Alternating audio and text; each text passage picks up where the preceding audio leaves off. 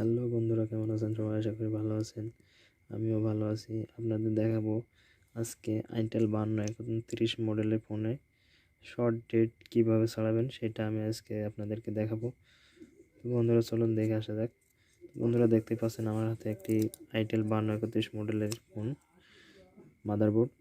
তো এটা আসলে শর্ট ছাড়ানোর জন্য যেটা করতে হবে বন্ধুরা একটু খেয়াল করুন। আমি সুন্দর করে দেখানোর চেষ্টা করছি আপনাদের।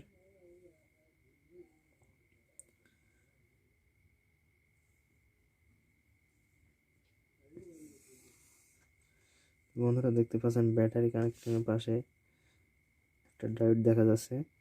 আমি আরেকটু সুন্দর করে দেখাই। এই যে দেখতে পাচ্ছেন একটা ডায়োড দেখা যাচ্ছে, আর এই সামনে এইখানে একটা ক্যাপাসিটি ছিল যেটা আমি উঠাই ফেলছি। আসলে এই ফোনটা শর্ট ছিল, তো এই কারণে আমি শর্টটা ছাড়ানোর জন্য এটা আগে থেকে উঠাই ফেলছি। তো এখন ফোনটায় সম্পূর্ণ ঠিক আছে, শর্ট নাই।